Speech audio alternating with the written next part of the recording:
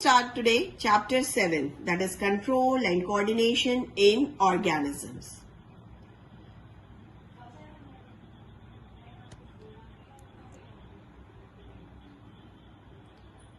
The main topics and subtopics of this chapter, that is introduction of control and coordination, then nervous system, then reflex action and reflex arc, human brain, its structure and function, coordination in plants, different types of movement we will discuss in this, and last is hormones in animals.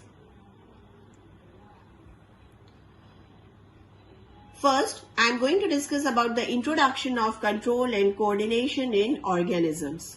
Organisms move in response to various kinds of stimuli like light, heat, nutrients, food, etc. All the activities in animals are controlled and coordinated by the nervous and endocrine system. They are secreted by endocrine glands. Hormones in plants coordinate the movements.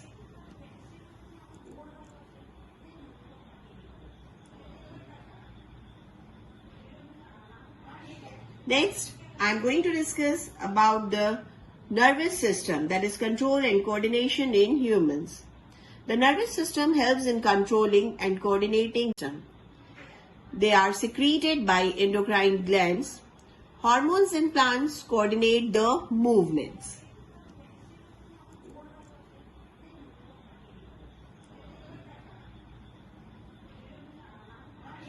Next, I am going to discuss about the nervous system, that is control and coordination in humans. The nervous system helps in controlling and coordinating various activities of the human body. The three types of nerves, that is cranial nerves, spinal nerves, and visceral nerves, run through the body and help in sending and receiving messages in the form of electrical impulses. So students, nerve cell is the structural and functional unit of network system or of nervous system. The nerve cell has three components, that is cell body, dendron or dendrites, and axon. Cell body contains cytoplasm and nucleus. A number of short or long fibers are stretching out from the cell body, and they are known as nerve fibers. The short fibers on the cell body are known as dendrites, while the longer fiber on the cell body is known as axon. Around the axon, a protective and an insulating sheath of myelin is found, which is made up of fat and protein. The dendrites and axon both arise from the cell body of nerve cell. The messages acquired at the dendrite tip of nerve cell sets off a chemical reaction that creates an electrical impulse known as nerve impulse. The dendrite pick up messages from receptors. They pass the messages to cell body and then to axon. The axon passes the message to another nerve cell through the junction.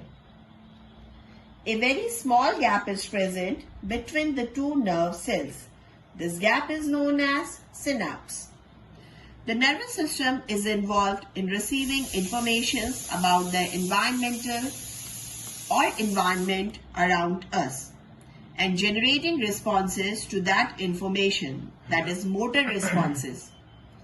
The nervous system can be divided into regions that are responsible for sensation, sensory functions, and for the response, that is motor functions. Instantaneous movement in response to a stimulus. A reflex is made possible by neural pathways called reflex arc, which can act on an impulse before that impulse reaches the brain. A reflex or reflex action is an involuntary and nearly instantaneous movement. Next is reflex arc. The nerve impulse pathway involved in a reflex action is known as reflex arc. Rapid response allowed by reflex arc the meaning of a reflex art that can be explained by the following example. Suppose we touch a hot plate.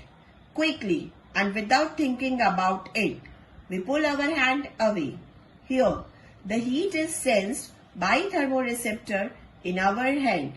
The thermoreceptors triggers an impulse in a sensory neuron, which transmits the information to spinal cord.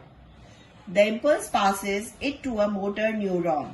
The motor neuron transmits the impulse to a muscles of hand.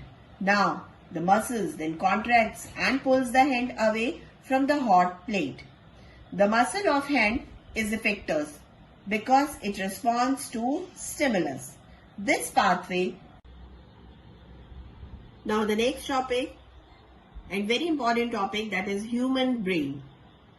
The central nervous system, it consists of the brain and the spinal cord. They receive messages from all the parts of the body and integrate it.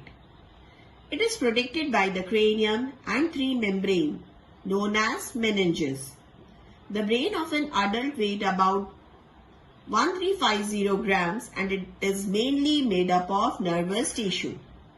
In the brain, grey matter is present on the outer surface while the white matter forms the inner part. The space between meninges is filled with cerebrospinal fluid, which protects the brain from mechanical shock and acts as a cushion. The brain is broadly divided into three regions, that is forebrain, midbrain and hindbrain. We can also say the brain has three main parts, the cerebrum, cerebellum and brainstem or medulla oblongata.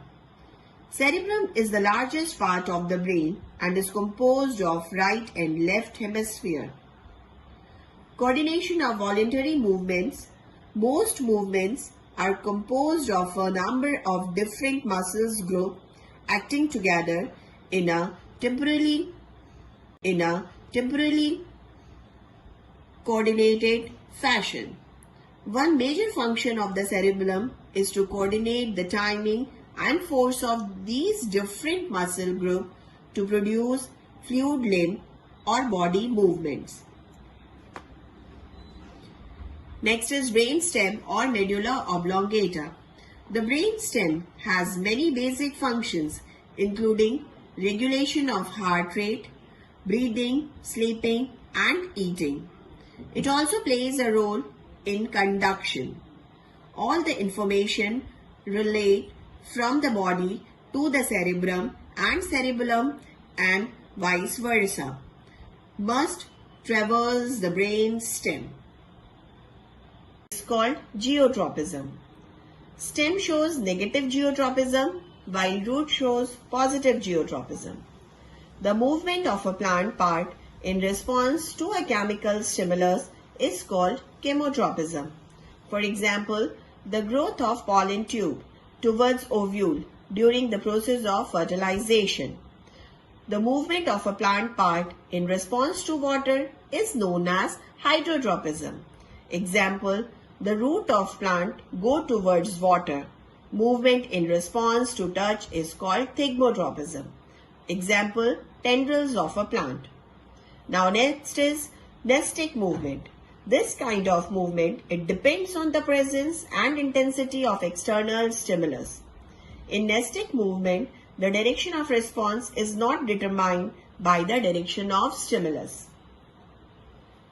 The thigmonesty is the nestic movement of a plant part in response to touch. For example, the nestic movement in plants caused by touch is seen in mimosa plant. Next is photonesty, movement of a plant part in response to light. For example, the flower of lotus and sunflower open in morning. And the last is thermonesty, movement in response to temperature. For example, flower of crocus and tulip at higher temperature. Now the next topic is coordination in plants. Coordination is the ability to use different parts of the plant together smoothly and efficiently. In plants, coordination is due to the result of a chemical system, wherein plant hormone or phytohormone have a major role. The plant movement made in response to external stimuli, which fall into two main categories, tropism and nastism. Tropism, or tropic movement we can say, if the movement of curvature in a plant organ is induced by an external and directional stimuli, then it is called tropism.